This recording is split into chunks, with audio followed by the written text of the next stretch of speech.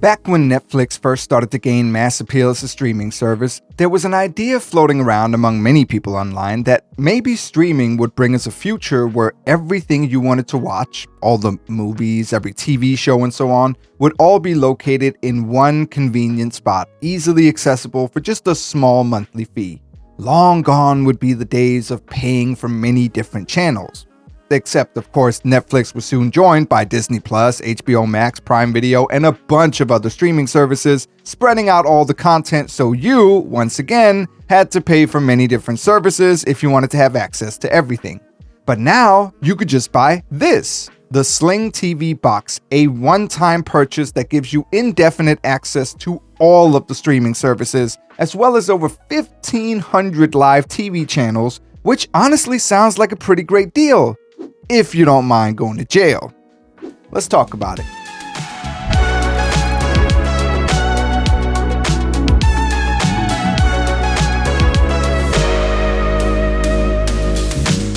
The SlingTV Box S5 Max Express 4K Plus, you can type this shit, but you cannot say it, is an Android TV box which allows you to stream over 1,500 live TV channels across the internet, as well as access up to 50,000 plus videos on demand, meaning movies and TV shows.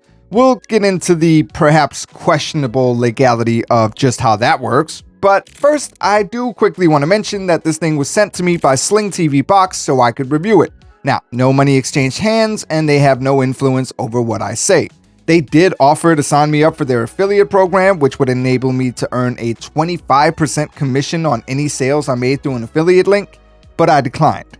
Now, I've seen a few reviews of the SlingTV Box that were very positive, and I'm not saying anyone was bought off or anything like that, but just do keep in mind that some reviewers may have a financial incentive to make sure you buy this thing, whereas I am too dumb to take the money, apparently. Also, I do need to make it clear up front that the SlingTV Box has absolutely nothing to do with SlingTV, the streaming platform. Is it a deliberate choice that they've named this product something so similar to a well-known streaming service? Well, I can't legally say that it is, but yes. Anyway, let's get on with it. In this video, I'm going to go over the specs and features of the SlingTV Box before trying to answer some very basic questions such as, what does it do, and will I need to lawyer up if I buy this thing? As always, there are timestamps in the description if you want to skip ahead. But first, it's time to check in with a man who should have been in jail, Brad Pitt, as we ask ourselves the age-old question, what's in the box? So, inside the box, we are immediately presented with the SlingTV Box itself, and we'll go over the ports and so on in a minute.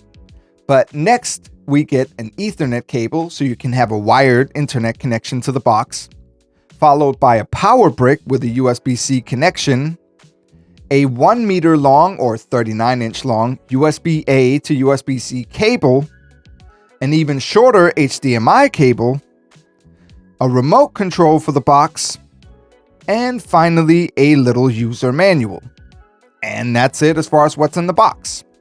So before we dive into the nitty-gritty of what this TV box actually does, let's take a quick look at the specs and features of it. I'll put the specs up on the screen now so you can see them. And as far as ports go, there are a number of them, starting with the back, which has a USB-C connection for power, an Ethernet port for a wired internet connection, an HDMI port, and an AV plug to presumably plug in headphones or speakers. Then, if we go around to the side, it has two USB ports for plugging in external drives, a pinhole which you can use to reset the box in case it glitches, and a TF card slot, which is the same as a micro SD slot. And finally, the front doesn't have any ports per se, but it does have a little indicator light to show when the box is powered on, as well as what I assume is an IR receiver for the remote control. Alright, so what exactly does this box actually do? Well, it does a number of things, but let's focus on the two main ones, starting with live TV.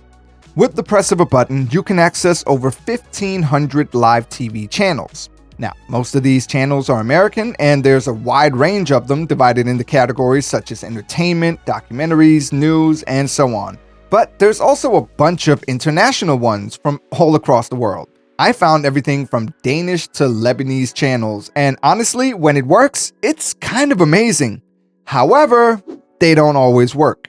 Some of the channels work flawlessly, loading almost instantly and playing without any issues whatsoever. Others took a bit longer to load and were very prone to buffering, making it a bit hard to actually enjoy the content I was watching. And then, some channels just straight up did not work. For example, I couldn't get any of the South African ones to load, and most of the other African ones didn't work either, with a few exceptions.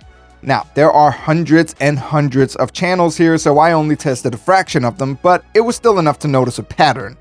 However, most of the American channels I tested work pretty well, so if that's your main focus, the SlingTV Box does deliver somewhat decently. Then there's the other half of the equation, which SlingTV Box refers to as VOD, or Video on Demand, but what others might call sailing the seven seas. Piracy. Piracy, huh? We'll get into what all that means in a minute, but essentially the way it works is this. SlingTV Box has a bunch of apps which you can download from their app store, and there's one called MyVOD, but they essentially all do the same thing. If you open this up, you will be greeted by a plethora of various movies and TV shows, some of which haven't even come out yet or are still in theaters. And there's also a section called Popular Networks, which is really just a bunch of different streaming services, giving you an easy way to roam all of the content across the various platforms. For example, you can go into Apple TV and watch Pluribus or the new season of Fallout, all without actually having an Apple TV Plus subscription. As I mentioned before, you can also watch movies that aren't on any streaming service, such as the new Avatar movie Fire and Ash, which hasn't made its way to streaming or Blu-ray yet. So on the technical side of things, the way it seems to work is that the box is actually streaming the content from one of several servers around the world. When you put on a show or a movie, you'll get a few options at the bottom, including one for subtitles, play speed, and quality, which seems to have topped out at 1080p, at least on every single thing that I tried to put on. And then there's a button called Servers, which allows you to pick the server you're streaming from. I did notice one time where I tried to put something on and it kept buffering, so the app actually suggested I switch to a different server, which worked a lot better.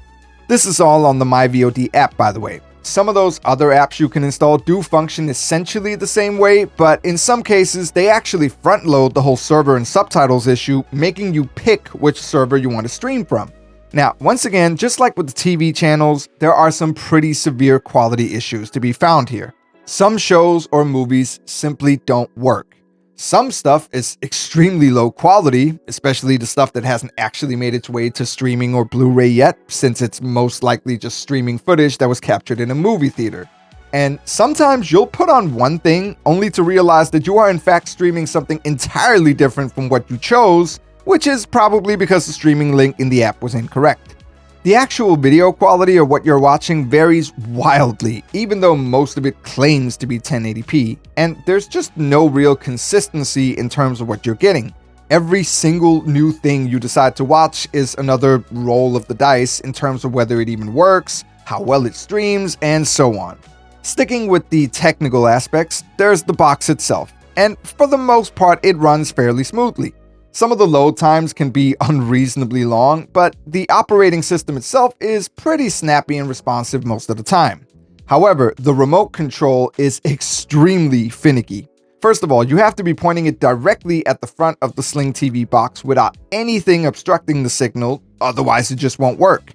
And even then, it seems to get less and less responsive the farther you move away, which might not sound like a big deal, except in my case, it practically stopped responding whenever it was over by the couch. And I don't exactly have some Bruce Wayne-sized living room here. How's the soup? Excuse me? The soup. All in all, there are a myriad of potential technical problems with the SlingTV Box.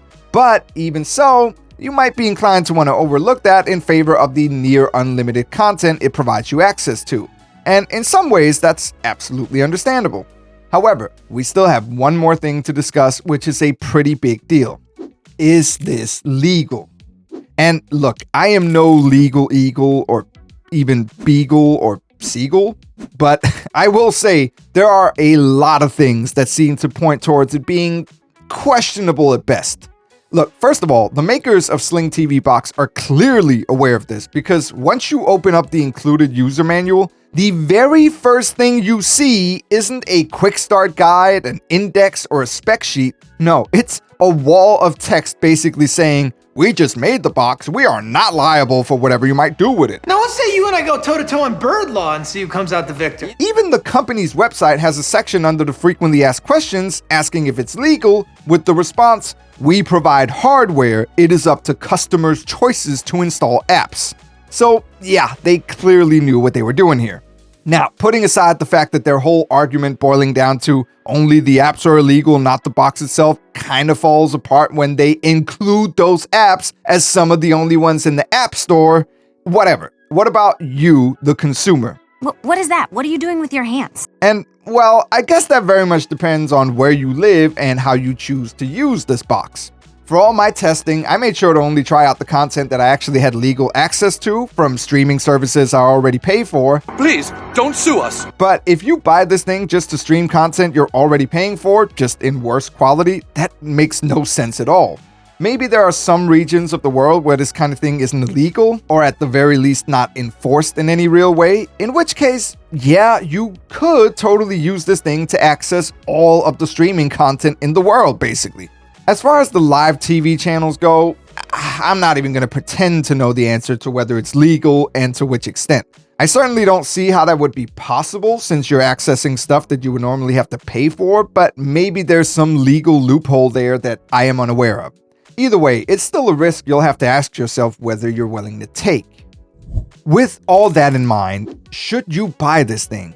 Well, in spite of my very colorful past, I'm certainly not going to recommend that you do anything which might put you in legal jeopardy. If you happen to live somewhere you know this thing is actually legal, is it then a good deal?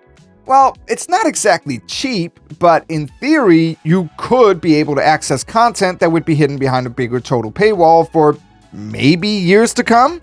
The SlingTV Box only has a 12-month warranty, according to the user manual, and even then, I've heard of people's boxes flatlining in only half that time.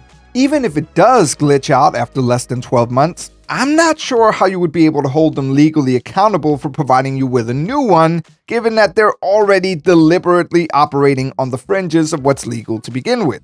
On the other hand, it is a legit product with real people behind it, and they clearly did put some effort into making this thing and getting it out there, even if that effort didn't extend beyond the broken English surrounding every part of this product.